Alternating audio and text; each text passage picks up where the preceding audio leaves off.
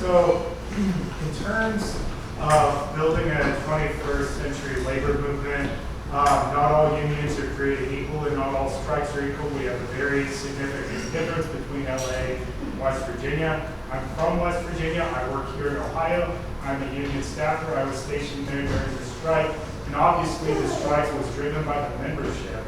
And I can tell you, I can't say which union I worked for, but I can say I was in meetings where the National sent in was rabidly upset that there were socialists on the ground.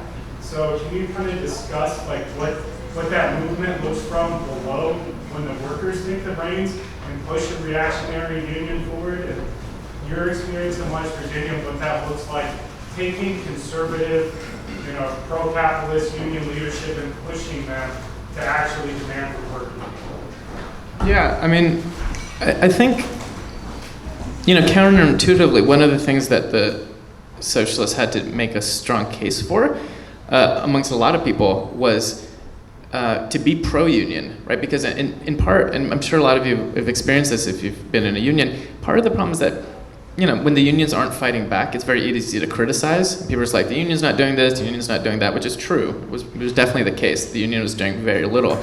But the problem is that kind of like just criticism doesn't lead towards power. It doesn't lead towards building up mass mobilization or confidence. So the first thing that the socialists had to do is they said, look, we are the union. The union isn't just the leaders in the office. We are the union. So the union's going to be as good as we make it, right? And that's the case that they made to their coworkers. They're like, look, yeah, it's true the union's not building for a strike, but it's only going to start building if you come to the meetings, if we start organizing from below, frankly, to push the union to do the right thing. They didn't have any illusions just by like convincing, having like a conversation with the leadership on their own, that was going to be enough. So I think that because they were very pro-union, it made it harder ultimately for the leadership to kind of red bait them, of which there was some, as you mentioned, because it was clear these were folks on the ground who were literally just trying to be the best fighters for all of their coworkers. And I think hopefully socialists can play that role generally.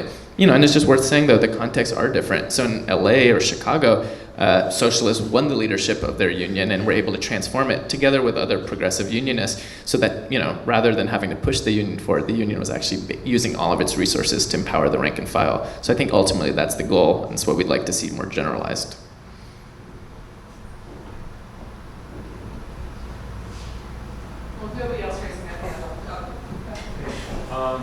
So, just a quick question. Were you saying that this was like the highest number of striking workers in the U.S. ever, or since the war, since 45? It was the highest number of educators on strike ever. It was the largest average size of strike ever, and it was the largest number of workers strike total since 1986. Hi. You mentioned your skepticism of social media and an organizing tool. Can you talk a bit more about that as someone who's trying to organize his private sector workplace? Just social media as a tool for organizing.